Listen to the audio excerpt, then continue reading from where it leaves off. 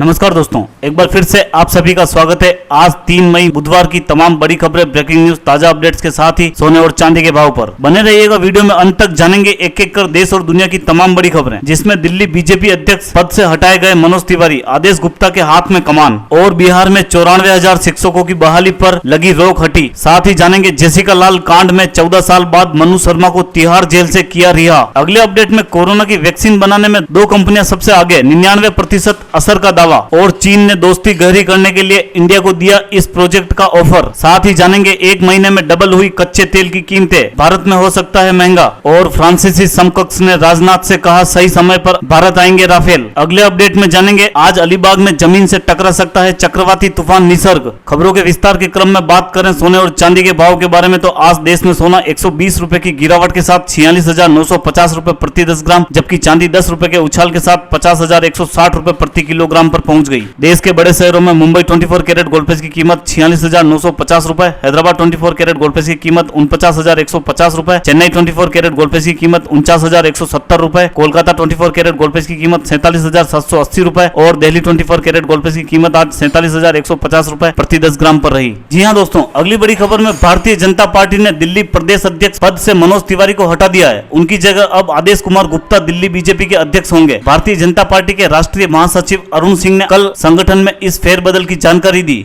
यह नियुक्ति तत्काल प्रभाव से लागू होगी। अगली बड़ी खबर में बिहार में लंबे समय से शिक्षक बनने के इंतजार में बैठे अभ्यर्थियों के लिए बड़ी खबर है। राज्य में प्राइमरी शिक्षकों की बहाली को शिक्षा विभाग ने हरी झंडी दे दी है और अगले 10 दिनों में यह प्रक्रिया शुरू हो जाएगी। अगले 3 माह के भीतर 94,000 पदों पर बहाली पूरी कर ली जाएगी। वे अभ्यर्थी जिन्होंने आवेदन जमा कर दिया था और मेधा सूची का इंतजार कर रहे थे, उन्हें दोबारा आवेदन जमा नहीं कराना होगा। अगली बड़ी खबर में जेसिका लाल कांड में सजा याफ्ता मनु शर्मा को सजा समीक्षा बोर्ड की सिफारिश के बाद दिल्ली के उपराज्यपाल अनिल बैजल ने रिहाई की इजाजत दे दी है। मनु शर्मा को 14 साल की कैद के बाद अच्छे व्यवहार के आधार पर तिहाड़ जेल से रिहा कर दिया गया है। बता दें कि 30 अप्रैल 1999 की रात को दक्षिण दिल्ली के एक पब में जेसिका लाल की गोली मारकर हत्या कर दी गई थी। अगली बड़ी खबर में करीब 100 से ज्यादा कंपनियां इस वक्त कोरोना की वैक्सीन तैयार करने में लगी हुई है, लेकिन अभी तक किसी को कोई ठोस कामयाबी हाथ नहीं लगी है। इस बीच 2 कंपनियों ने अच्छी खबर दी है और दावा किया है कि उनकी वैक्सीन शुरुआती दौर में कामगार साबित हो रही है। अमेरिका में एक कंपनी का ट्रायल दूसरे दौर में पहुंच गया है, जबकि चीन की कंपनी सिनोवेक बायोटेक ने दावा किया है कि उनकी वैक्सीन 99% असरदार है। जी हां दोस्तों, अगली बड़ी खबर में चीन ने लद्दाख सीमा पर भारत से तनाव के बीच नई चाल चलते हुए भारत के सामने आर्थिक तरक्की के लिए चीन के BRI प्रोजेक्ट में शामिल होने का ऑफर दिया है। उसका कहना है कि इससे भारत को आर्थिक रूप से फायदा होगा, जबकि BRI चीन का महत्वाकांक्षी प्रोजेक्ट है। चीन के लद्दाख सीमा पर हजारों सैनिकों को तैनात करने के बाद भारत के सैनिकों की तरफ से प्रतिरोध करने के बाद चीन ने इस तनाव को कम करने और भारत से संबंध सुधारने के लिए भारत को BRI का प्रस्ताव दिया है। अगली बड़ी खबर में कच्चे तेल का उत्पादन और एक्सपोर्ट करने वाले संगठन ओपेक की 9 जून को अहम बैठक हो सकती है। मीडिया रिपोर्ट्स के मुताबिक इस बैठक में कच्चे तेल के उत्पादन में कटौती पर फैसला होने की संभावना है। अगर ऐसा होता है तो कच्चे तेल की कीमतों में जोरदार तेजी आ सकती है। ऐसे में आम आदमी के साथ साथ सरकार पर भी इसका बोझ पड़ेगा, क्योंकि कच्चा तेल महंगा होने पर घरेलू स्तर पर पेट्रोल डीजल के दाम बढ़ सकते हैं। अगली बड़ी खबर में केंद्रीय रक्षा मंत्री राजनाथ सिंह ने अपने फ्रांसीसी समकक्ष फ्लोरेंस पार्ले से टेलीफोन पर कल वार्ता की। इस दौरान फ्रांस की रक्षा मंत्री ने आश्वासन दिया कि कोरोना वायरस महामारी के बावजूद राफेल विमान तय समय के अनुसार भारत पहुंच जाएंगे। रक्षा मंत्रालय के अधिकारियों ने यह जानकारी दी। भारत सरकार ने भारतीय वायुसेना की आपातकालीन आवश्यकताओं को पूरा करने के लिए 36 लड़ाकू